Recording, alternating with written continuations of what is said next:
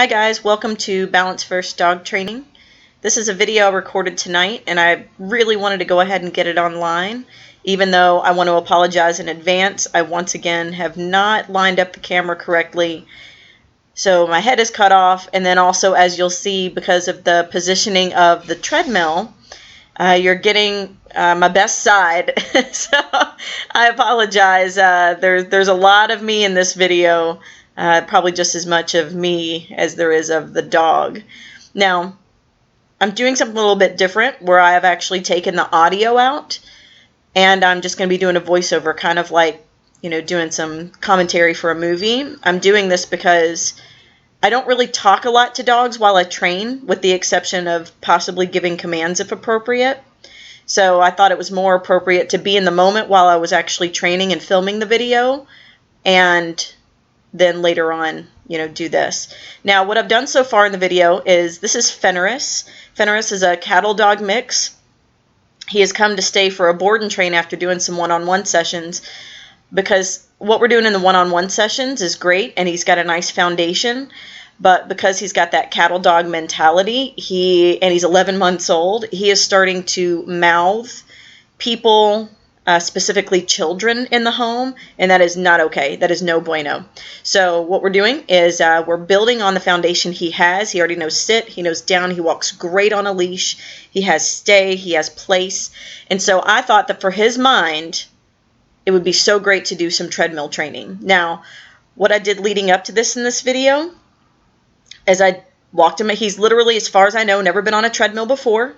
I've walked him up to the treadmill, had him do some sits on the treadmill right after we went on a nice long walk through the neighborhood. So I'm introducing things to him that he might have to incur as we go through. I'm looking at my lovely hair in this video as well, but it's not about me, it's about the dogs. Maybe the reason I cut my head off in this video is because my hair is not actually in the ponytail. Whatever. So right before this video started, right before I started the camera, I took Feneris on a nice long walk. He peed, he pooped, so I know he's ready to go. And I also just got him in a nice little mindset of, kind of walking nicely with me. Now, he has been nipping at children, so I thought, I'm just going to see how he reacts to the muzzle. I like Baskerville muzzles. I keep them in various sizes just in case I need them. And I thought, let's kind of see how this goes, because I would like to do some muzzle conditioning with him as well. I might use him for one of those videos I'm going to do soon. My gut was telling me, though, that he wasn't going to try and bite me, but I thought he was going to fight the treadmill a little bit. So I've walked him up to it. I've put him in sits. I've actually, this straddling move you're going to see me doing here in just a second. Once again, I apologize for seeing so much of my behind here.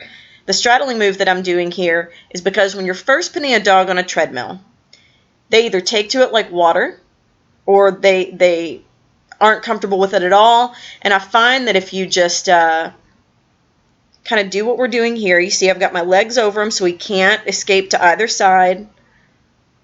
I've got his prong collar on. He's already well fitted with the prong. He's been walking on a prong. He's great with it. So what I've done is position myself so he can't get away, but I can also stay nice and safe right on top of him to give him the appropriate pressure on this prong collar.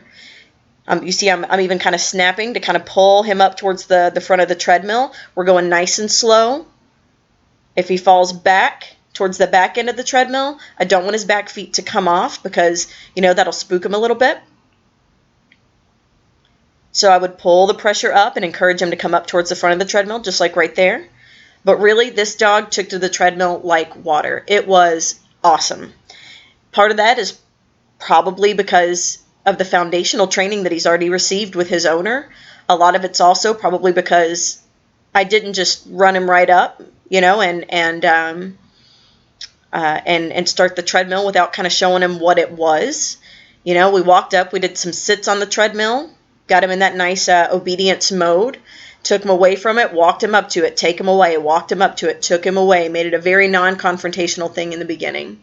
Then even I started the treadmill a few times, just so he could kind of see, okay, that thing's going to make noise, it's doing some things, and then I even got on it and walked for a few seconds, just so he could kind of just not be totally shocked by whatever was going to happen. Now, one of the things that's happening while he's on the treadmill with me right now is he took to it very well. We saw in the beginning he would kind of fall to the back, and he was kind of trying to figure out where his feet were. But then he fell into a nice little rhythm. The reason I'm also standing over him like this is because dogs, even the ones that take to it really well, will oftentimes go to one side or the other, and then, if he were to go over to the left side, his two left feet would suddenly be off of the actual band, and it would spook him as well. When you have new dogs, even when they take to this really well, you don't want them to spook. You don't want anything to happen that you could have prevented to make them all of a sudden associate this new tool with something that causes them stress, that causes them fear. The whole point of treadmill training is to get the dog to a nice calm and focused mode. It is about exercise, but quite honestly, exercise is not the primary objective here. So that's me just kind of giving myself an indicator that he is at 1.5. 1.5 is not necessarily where I would start most dogs. I would ask most dogs to go a little bit faster than this. But Feneris has some stamina issues, even though he is a cattle dog mix. And that's actually one of the reasons his family adopted him, is because they wanted a dog they could run with. They wanted a dog that needed that physical and mental exercise.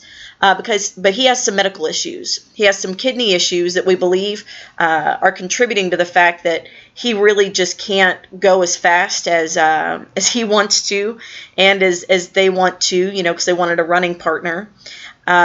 So combine physical limitations with the mindset of a cattle dog mix or a cattle dog, and you really can start to peer into this dog's mind and understand why he's starting to have those behavior issues.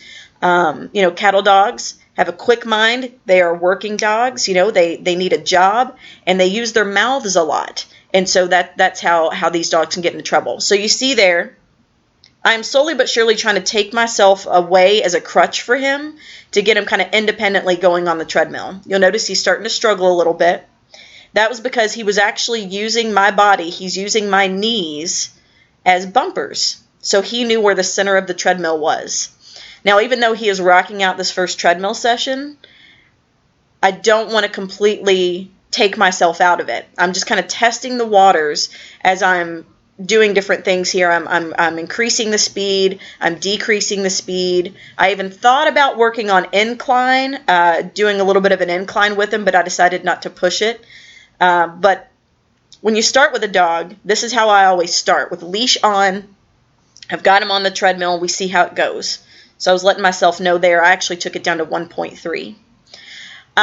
So I started with his leash on, regular prong collar, the exact same setup that we used on our walk. But then he took to it so quickly, I was able to actually take his leash off. I've got it draped over the treadmill console there, and then I hooked him up to the actual connectors I have for the treadmill. That setup there is just 2 pieces of rope that are tied down into a V, so it keeps the dog in the center, and then I clip a carabiner clip to the dog's prong collar. Now, this is not something I would ever do and then leave the room.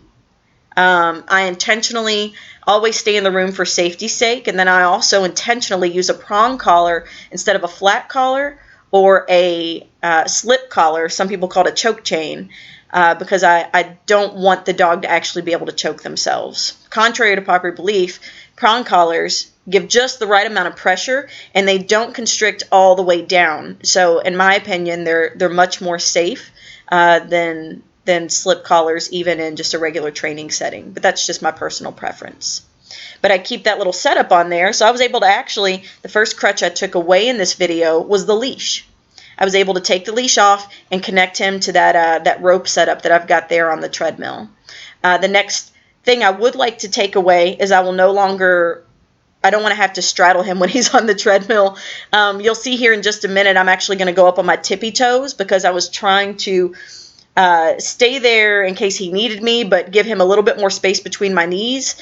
I'm 5'2", so I got to do whatever I can do to make myself taller and give him some more room. And I do that. I'm sure my calves are going to feel pretty good tomorrow. A little bit later in the video, I go up on my tippy toes to give him as much space as possible so I can eventually take myself off of the treadmill.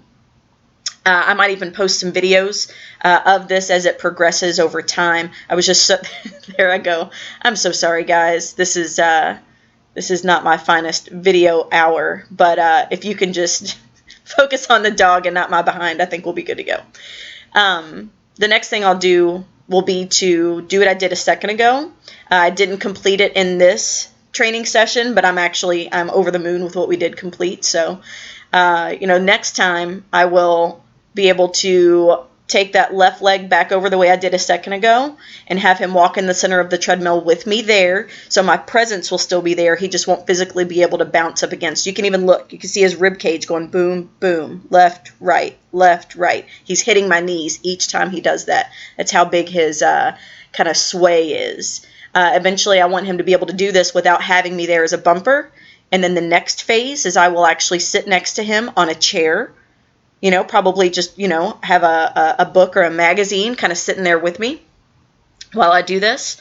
And then eventually I'll move that chair a little bit further away, and he'll be able to do this treadmill action completely on his own. Now, over to the right there, you just saw me snap. I've got another dog staying here, a French Mastiff, who is just working on some basic things.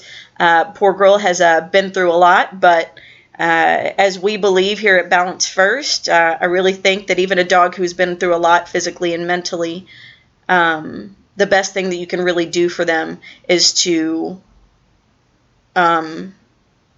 okay, back here, I'm just going to back this up really quickly. Back here, I'm just trying to see if I can just take myself out a little bit, and you'll notice I probably go right back to where I was. There we go. He's just not ready for it yet. So like I was saying about the French Mastiff, you have dogs that have been through a lot physically, emotionally, mentally, and in my opinion, one of the worst things we can do to those dogs is to baby them. I think they really need some structure and some training, so that's what we're doing on with that beautiful girl. And you'll see some videos of her here pretty soon as well. Now here, once again, my calves are getting a workout. You'll see we've still got him at just either a 1.3 or a 1.5. I think I settled on about a 1.5 in this video. I'm referring to the speed at which I've got the treadmill. Normally I start dogs at like a 2 or a 3, but with him this is just a much more natural gait for him. There's no hard, fast rule on how fast your dog has to go on the treadmill, because like I said, it's about exercise, but it's also about mental focus. The moment I put this dog on the treadmill, it was like I gave him what he needed. He gets on the treadmill, he's settling right in, and he's just like staring directly ahead in a nice calm state, which is exactly what we want. Now, whenever I finish any sort of an exercise session, whether it's here on the treadmill or when I do walks during the day, what I like to do at the very end is I like to put the dog in a nice down stay, a nice place command, usually for a while, just to kind of let them completely calm down. But with here, or with Feneris here, you'll notice that when I get done, I put him in a sit, I put him in a down, let him stay there for just a second, and then I call him back to me. He did great. Super proud of this dog. This is his first full day here. He actually came yesterday. So now that this has gone so well, we are going to be able to use this every single day. Not only as physical exercise, but for his mental focus, which is absolutely integral for this dog. And eventually we can use it for distraction work as well. I'll detail that as we're getting this done.